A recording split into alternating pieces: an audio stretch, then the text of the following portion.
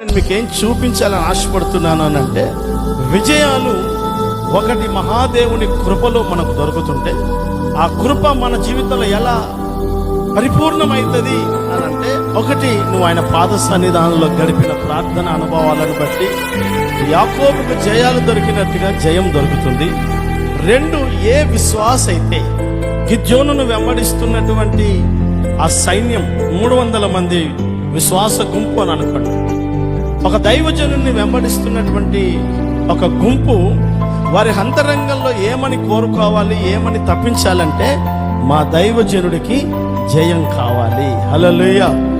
ఏ విశ్వాస అయితే దైవజనుని జయాన్ని కోరుతాడో ఆ జయంలో విశ్వాసులకు విజయాలు దొరుకుతాయి. ఇది దేవుని వాక్యంలో ఉన్నటువంటి ఆ దైవికమైన అనుబంధాలు. గిద్యోనుకు జయం, యెహోవాకు జయం, గిద్యోనుకు జయం. మాకు జయం అని అనలేదు వాళ్ళు. మా జయాలన్నీ ఎవరి మీద ఆధారపడ్డాయి అని అంటే, సర్వశక్తి కలిగిన దేవుని మీద ఆధారపడ్డాయి. రెండు, మమ్మల్ని నడిపిస్తున్న మా దైవజనుడి యొక్క ఆశీర్వాదాల మీద మా విజయాలు ఆధారపడతాయి.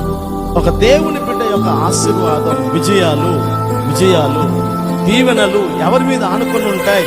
అందుకే మనకు అందరికీ తెలుసు, మోషే చేతులెత్తినప్పుడు ఇజ్రాయేలు ప్రజల యొక్క విజయాలు ఆ మైదానంలో, యుద్ధ మైదానంలో మనం జరిగినట్టుగా చూస్తాం. ఒక దైవజనుడి విజయాన్ని ఒక విశ్వాసిగా, ఒక దైవజనుడిగా నేను కోరుకోకపోతే, మీరు కోరుకోకపోతే మీకు విజయాలు దొరకవు. వారి జీవన విధానంలో, వారి పిల్లల జీవితాల్లో, వారి ఫినాన్షియల్లో, వారి ఆర్థిక విషయాలు, ఆరోగ్య సంబంధమైన విషయాల్లో, కుటుంబ వ్యవస్థలో ఒక అపజయం ఏలుబడి చేస్తాయి. అందుకని దేవుని లేఖనం చెప్తుంది, నా దేవుని బిడ్డలారా, ఈ ఉదయకాలం ఆ మహాదేవుడిచ్చే విజయాలను, ఆశీర్వాదాలను, జయాన్ని మనము మన కుటుంబాలకి, మన పరిచర్యలకి, మన వ్యక్తిగత జీవితంలో మనం అనుభవించుదుము గాక. ఆ గొప్ప ఆశీర్వాదం, జయం అంటేనే ఒక గొప్ప ఆనందం, దాంట్లో అన్ని దాగి ఉంటాయి. అందుకనే బైబిల్ చెప్తుంది, పరిశుద్ధుడైనటువంటి నా ప్రభు అన్నాడు సంఘానికి, నేను జయించాను, మీరు జయిస్తానన్నాడు. నేను జయించాను, నేనే జయించి ఉండలేదు, మీకు కూడా నా జయములో, నా విజయములో నేను మీకు పాలిభాగం ఇస్తున్నాను. మీ జీవితంలో కూడా ఒక గొప్ప విజయాలను నేను మీకు అందుకునేటట్టుగా నా కృపిస్తాను. ఆ కృప ఎలా మీరు ఉపయోగించుకోవాలి అని అంటే, ఆ దేవుని సముఖంలో, నా పాద సన్నిధానంలో నిండు హృదయంతో గడిపే ప్రార్థన అనుభవాలు మీకు జయాన్ని ఇస్తాయి.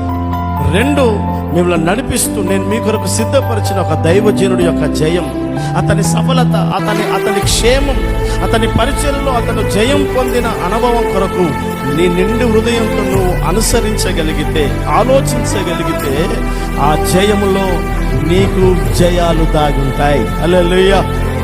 చదవగలి హల్లెలూయా.